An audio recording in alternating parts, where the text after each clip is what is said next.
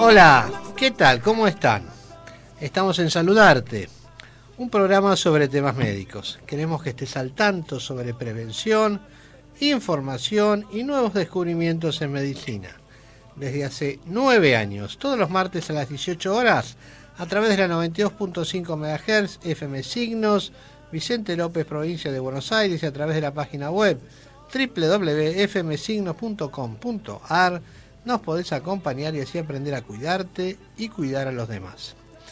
En diferido nos escuchan desde la provincia de Córdoba por la 94.1 FM Perfil Jovita y por la 103.5 Radio Hipótesis desde la localidad de General Lavalle y desde la ciudad de Catamarca a través de la 92.9 Radio SOF.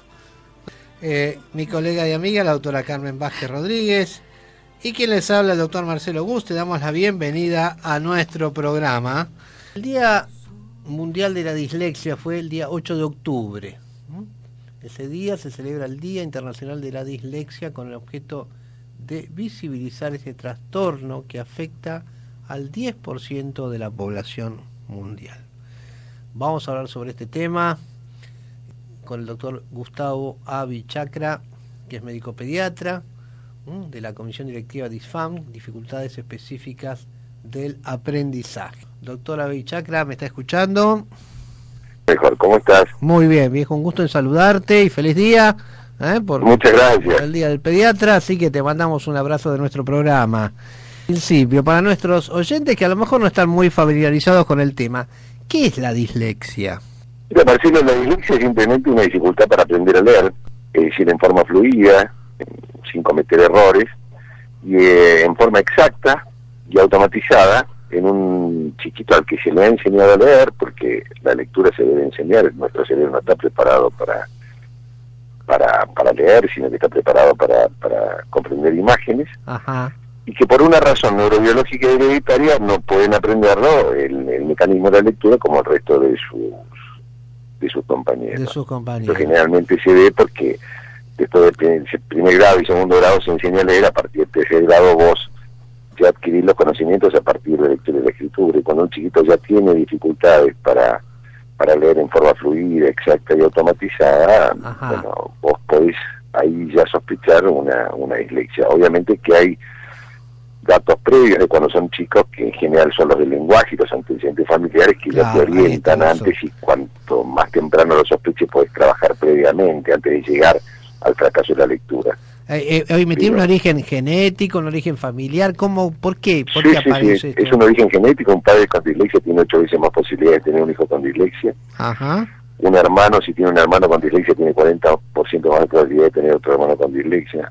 En los homocigóticos se da casi el 90% la posibilidad de tener dislexia, con lo cual, es decir, sí, hay muchos cromosomas que están involucrados, el cromosoma 1, el 3, el 15, el 6, y hay genes específicos también que están relacionados. No es un solo gen, son muchos genes los que pueden estar incluidos, que intervienen en los diferentes circuitos del aprendizaje y la lectura, ¿no? Contame, Gustavo, este chico tiene dislexia, pero aparte de eso, ¿puede tener algún otro trastorno psicológico, físico, o es exclusivamente este tema? No, se puede dar comorbilidades, por supuesto. En general la dislexia se asocia, por ejemplo, en un 40% de los casos con TDAH, con trastorno de déficit de atención y hiperactividad, o de tipo inatento, ¿no? Y generalmente se asocia a disgrafía, que es la dificultad para escribir en forma fluida y automatizada en una persona también sana e inteligente, pero que después que se le ha enseñado no puede aprender a escribir. Eso se llama disgrafía. Y para el cálculo matemático se llama discalculia, es lo mismo. Sí. A pesar de ser inteligente, puede tener dificultades para realizar cálculos matemáticos. ¿Qué consecuencia va a tener este chico en su niñez? Y la consecuencia más importante, Marcelo, es la de no comprender los textos o necesitar más tiempo para comprenderlos. Claro. Es decir, el chico que tiene dislexia tarda 3 veces más de tiempo en leer que el resto de las personas, y hasta 5 más de energía cerebral que las personas que son lectores hábiles, con lo cual se agotan, se cansan, sus periodos atencionales son mucho más cortos, porque no lo tenés automatizado, y vos como médico me lo vas a entender. Nosotros tenemos determinados mecanismos que los automatizamos, como el caminar, como el hablar. Yo no estoy pensando cómo tengo que mover la boca para hablar con vos. Eso se llama, es un procedimiento que pasa a la memoria procedimental. Es decir, nosotros lo hacemos y yo me puedo concentrar en lo que te quiero transmitir en este momento sin pensar cómo tengo que mover la boca para poder hablar. Lo mismo pasa con la lectura.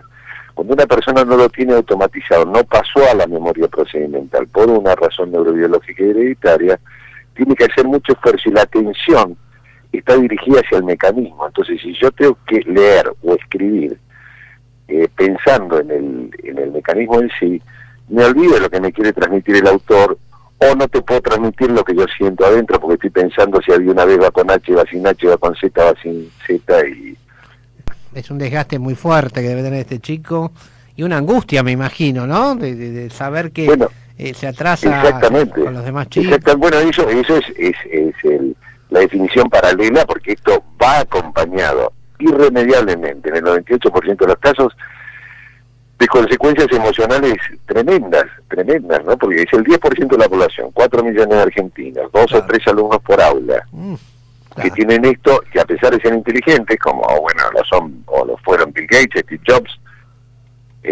imagínate que al chico le produce una frustración, una baja de su autoestima tremenda, y lo lleva a bajar los brazos. Eso se llama indefensión aprendida, es decir, que vos por más esfuerzo que hagas, los resultados siempre son los mismos, a menos que te den las herramientas.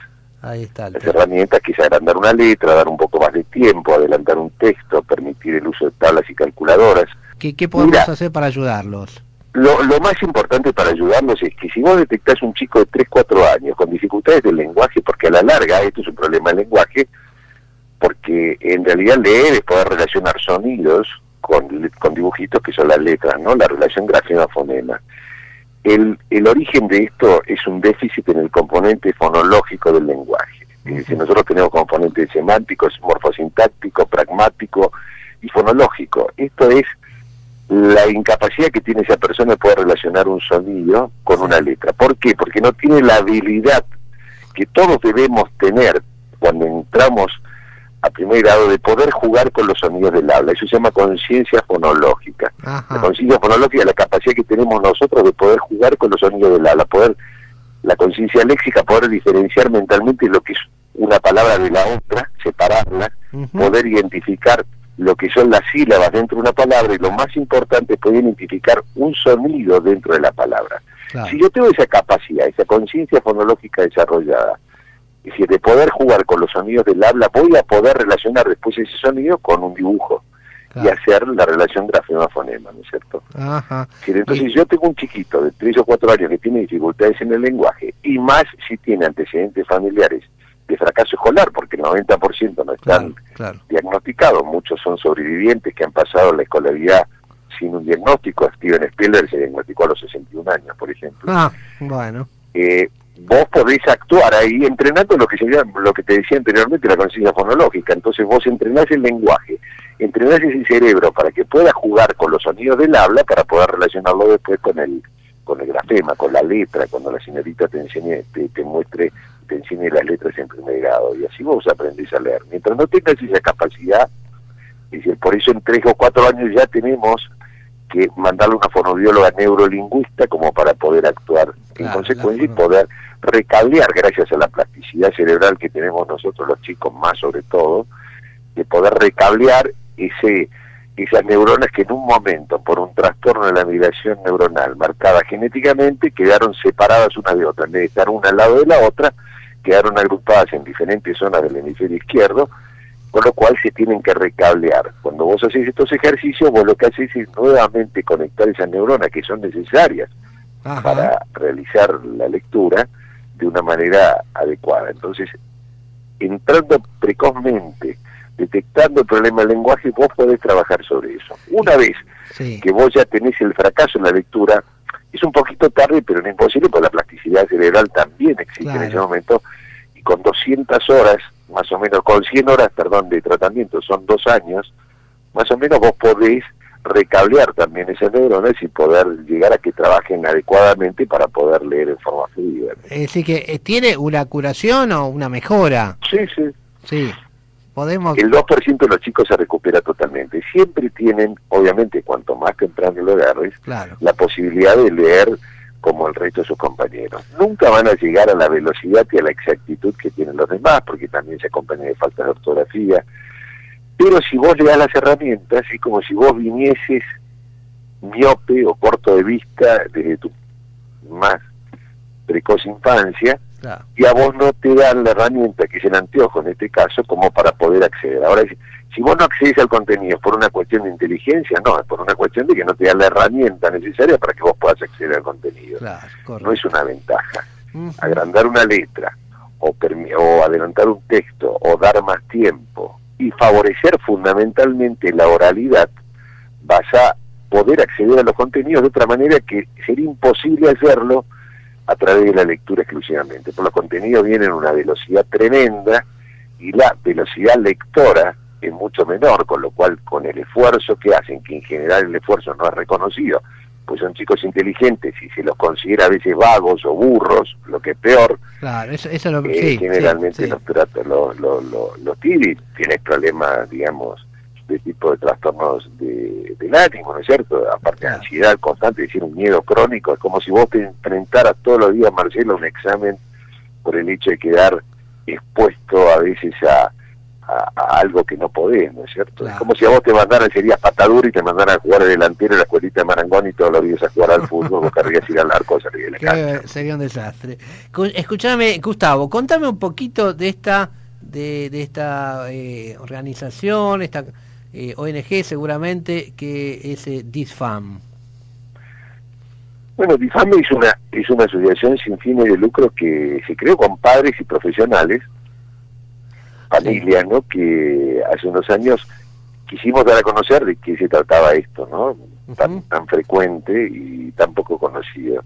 Entonces nos juntamos para dar a conocer fundamentalmente lo que es la dislexia, las dificultades específicas del aprendizaje, en el cual que la dislexia, la disgrafía y la discalculia, en el cual la dislexia es la más frecuente, el 80%, y dar a conocer eso y formar a los docentes, a los profesionales, también dar a conocer a los neurólogos la existencia de esto que tanto daño produce y es la primera causa de fracaso escolar en personas inteligentes. Después hemos intervenido también en las normativas, en Provincia de Buenos Aires, la disposición 59, la ley 27.306, que es la ley que contempla dificultades específicas de aprendizaje, en el cual los puntos fundamentales son la detección precoz, la formación docente, la realización de estas adaptaciones de acceso y de forma, se llaman, no de contenido, porque vos le das los mismos contenidos, pero sí le das una manera diferente de acceder a ellos. Y fundamentalmente también la cobertura de los tratamientos para que los chicos de bajos recursos puedan acceder a tener un diagnóstico y un tratamiento adecuado sin necesidad de sacar un certificado de discapacidad, porque es una condición diferente del ser humano, no es una discapacidad. No es una discapacidad, es la ley 27.306, es decir, que no se considera una discapacidad, sino un trastorno. Un trastorno o una dificultad, una cosa así. Exactamente, una condición para el colegio, una dificultad para la escuela, y un trastorno para la parte médica, porque nosotros al ponerle un nombre, también es como clasificarlo y decir, bueno, en base a este diagnóstico vos podés hacer determinadas cosas como para que el chico lo pueda compensar, ¿no? Me contaste que DISFAM también trabaja con docentes, ¿no? ¿De qué forma está trabajando? Sí.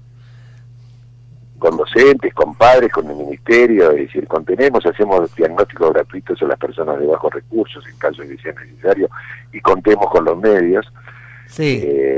Generalmente eso, y intervenimos en políticas públicas, con los ministerios de todas las provincias, tanto de CABA, del Ministerio de Nación, con la Secretaría de Educación Inclusiva, para que, bueno, ya hoy al ser una ley ya está un poquito más aceitado todo, a pesar de que ciertas resistencias puede llegar a haber en ciertas teorías de aprendizaje, en el cual piensan a veces que la lectura es una cosa en que te la vas a apropiar como el hecho de caminar o el hecho de hablar, y no es así. Claro. Vos podés hablar, es innato, el habla es innato en el ser humano, pero la lectura se debe enseñar, y eso es uno de los grandes temas que ahora, ¿no?, en cómo se enseña la lectura, que no se enseña muchas veces Así es. Y trae tantas dificultades y a las personas con dislexia les producen muchísimo daño. Acá estoy viendo que la Organización Iberoamericana de las Dificultades Específicas del Aprendizaje, o IDEA, la IDEA, sí. Está haciendo una campaña, ¿no? De Unidos por la Dislexia.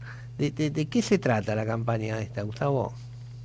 La campaña, bueno, este es el mes de la dislexia justo, Marcelo. Sí. Y el 8 de octubre fue el Día Internacional en el cual Roma, París, Madrid, los países latinoamericanos y Argentina se vistieron de azul celeste para dar a conocer, lo habrás visto en los medios, viste, con gente famosa, artistas, para dar a conocer lo que es esta dificultad, ¿no? Es para tenerlo en el tapete y, bueno, que mucha gente a punto de partida de esto se entera, entonces mi hijo tenía esto, y más en cuarentena que tienen que estudiar los padres con los hijos y dicen, bueno, pero este chico tiene 10 años, 8 años y no lee como el resto de sus compañeros. Algo le pasa, pero por el otro lado veo que es inteligente, entonces no pasa por ahí. Claro. Entonces, la campaña durante todo el mes de octubre, bueno, centramos no hacemos congresos, obviamente hemos hecho muchísimas charlas virtuales en este tiempo, y la campaña fue la iluminación específicamente con la OIDEA, también con la Organización Internacional de las Dificultades Específicas de Aprendizaje, de iluminar todos los monumentos. Acá, es decir, estuvo desde el Congreso de la Nación, en todas las provincias, sin excepción, hubo monumentos iluminados de ese color referentes a las situaciones para dar a conocer esta dificultad. Claro, acá en Vicente López se hizo esto, ¿no? Se iluminó el municipio. Sí, con Jorge Macri sí estuvimos, y en la municipalidad estuvimos, sí, se vistió de azul turquesa también, sí. Gustavo, para terminar, decime, si una persona o una mamá descubre que su chico tiene ese problema, ¿podría concurrir a DISFAM o le convendría mejor ir a...? Sí, nos pueden llamar y nosotros los orientamos, por supuesto. Ajá. Sí, es gratuito, puede entrar por la página, por el Instagram, es decir, nosotros les brindamos después ahí un teléfono cuando se comunican con nosotros, y nosotros los orientamos a qué especialista tienen que ver, porque esto, es decir, uno como pediatra, vos como médico lo podés sospechar, porque en los adultos también se da. Sí. Y ahí se deriva una psicopedagoga con orientación neurocognitiva, en el cual, en base a test de inteligencias, en base a test de lectura y escritura, vos le haces el diagnóstico de dislexia y podés actuar adecuadamente, y aunque sea adulto, te digo, Marcelo, también, porque alivia muchísimo el diagnóstico y aclara muchas cosas en las cuales las personas se han sentido en su momento medias vagas o burras o no reconocido su esfuerzo. Claro. Y con un diagnóstico los alivia muchísimo. Es un Claro. tema muy muy jorobado, porque a veces cuando los docentes lo saben dicen, bueno, mejor no etiquetar, mejor no patologizar la escuela. Esto no es patologizar, es una condición. Como siempre yo digo, los médicos no solo diagnosticamos enfermedades, también diagnosticamos condiciones como el embarazo, que no es una enfermedad. Claro. Entonces esto es una condición, y en base a eso no hay que ocultarlo, hay que decirlo normalmente, no es ninguna enfermedad, no es nada que se tenga que vivir en forma vergonzosa, pero sí es necesario conocerlo para brindar las herramientas necesarias para que ese chico pueda mostrar todas sus fortalezas y tener éxito en la vida, ¿no? Claro. Gustavo, te agradecemos muchísimo, Gustavo, te agradezco muchísimo este tiempo. La verdad que es interesante, porque yo sé que hay mucha gente que no conoce, ni siquiera conocía el término dislexia, le sonaba, pero creo que ahora le quedó claro. El problema que es muy simple, no es nada complejo. Y acuérdate que cada paciente, 1 de cada 10 pacientes que entra a tu consultorio también lo tiene y no lo sabe. No lo sabe. Mirá qué interesante esto, de alguno de estos famosos que han tenido dislexia, ¿no? De chiquito. No, pero sí, Tom Cruise, Agatha Christie, Anthony Hopkins, y acá, bueno, yo atiendo como pediatra que se llama a Sebastián Estebanesa, a Mariano Martínez, los atiendo como pediatra, ¿no? Pero bueno, Benito Fernández, hay muchísima gente que obviamente yo les pedí ayuda en su momento para la asociación, y cuando le conté de qué se trataban, ellos dijeron, pero yo tengo eso. Mira. Y se hicieron los diagnósticos, y bueno, obviamente que se los cuento porque me lo permitieron contarlo y ellos lo hacen público. El hecho de que ellos lo tengan y lo den a difusión hace que claro, está muy bien. Está bien, aparte no es nada malo que lo digan, ¿no? Al contrario. Por eso, no es nada malo. No es nada malo. Pero produce mucho daño, Marcelo, y cuando vos lo viviste con vergüenza, porque estos chicos muchas veces se transforman en grandes simuladores, porque los mismos profesionales le dicen, mejor no lo cuentes, mejor no lo digas, déjalo porque si no después le va a pasar mal. Ajá. Es peor, ¿viste? Es como cuando te viene un paciente al consultorio y el marido te da los análisis y y le decís a la mujer, me esperas un ratito afuera que quiero hablar con tu marido, lo primero que piensa es que tiene cáncer, ¿no? Claro, no, exacto. No otra cosa. Exacto. Lo mismo pasa con esto, no es bueno ocultarlo porque no es nada malo, y aparte, aunque fuese una cosa mala, tenés la obligación de contárselo, porque los chicos tienen la capacidad de poder metabolizar toda la información, tienen la edad correspondiente y la madurez correspondiente como para poder asimilarlo, ¿no? Gustavo, muchísimas gracias. Te mando un gran abrazo. Te mando un abrazo enorme y gracias por haber llamado, Marcelo. Por favor, ha sido un placer. Gustavo Avichacra, que es médico pediatra y de la comisión de DISFAM, dificultades específicas del aprendizaje. Creo que ha quedado muy claro lo que es un chico con dislexia. Es un trastorno para aprender a leer en forma fluida, exacta y automatizada.